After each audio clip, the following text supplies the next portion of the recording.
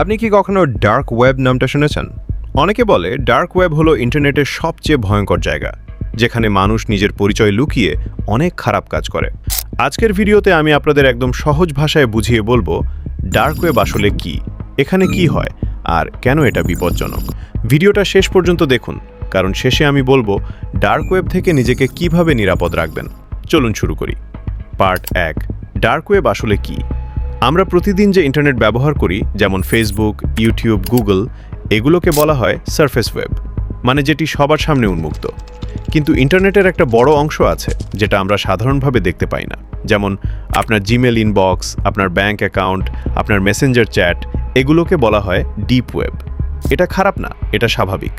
আর deep ওয়েবের ভেতরেই আছে আরেকটা জায়গা যেটা অনেক বেশি ভয়ঙ্কর। এই জায়গাটাই হলো ডার্ক ওয়েব। পার্ট 2, ডার্ক ওয়েবে ঢোকা যায় কিভাবে। ডার্ক ওয়েবে ঢুকতে হলে ক্রোম বা ইউসি ব্রাউজার দিয়ে হবে না। এখানে ঢুকতে লাগে বিশেষ ব্রাউজার, যার নাম হলো টর ব্রাউজার।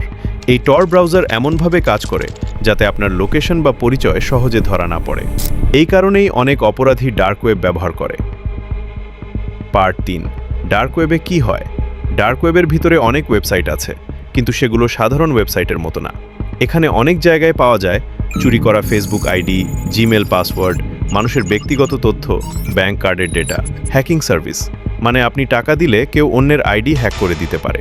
এগুলো শুনতে অবিশ্বাস্য লাগলেও অনেক সময় সত্যি সত্যি এমন কাজ হয়। আর এই কারণেই ডার্ক ওয়েবকে বলা হয় অপরাধীদের বাজার। পার্ট 4, ডার্ক ওয়েবে সবাই কি অপরাধী? এখন অনেকে প্রশ্ন করে, ডার্ক ওয়েবে গেলে কি সবাই খারাপ? উত্তর হলো না।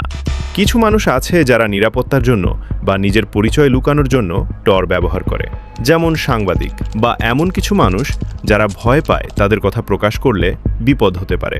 কিন্তু সমস্যা হলো ডার্ক ওয়েবের বেশিরভাগ জায়গা অপরাধীদের দখলে, তাই সেখানে ঢুকলেই আপনি ঝুঁকির মধ্যে পড়ে যান। পার্ট 5, ডার্ক ওয়েবে ঢুকলে কি বিপদ হতে পারে। ডার্ক ওয়েবে ঢুকলে সবচেয়ে বড় বিপদ হলো ভাইরাস। ডার্ক ওয়েবে অনেক ওয়েবসাইট থাকে যেগুলো দেখতে সাধারণ মনে হয়, কিন্তু আপনি ক্লিক করলেই আপনার মোবাইল বা ল্যাপটপে ভাইরাস ঢুকে যেতে পারে।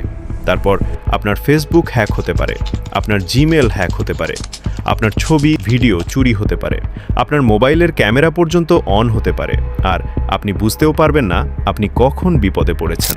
এজন্য ডার্ক ওয়েবকে শুধু ভয়ঙ্কর না, অনেক বিপজ্জনক বলা হয়।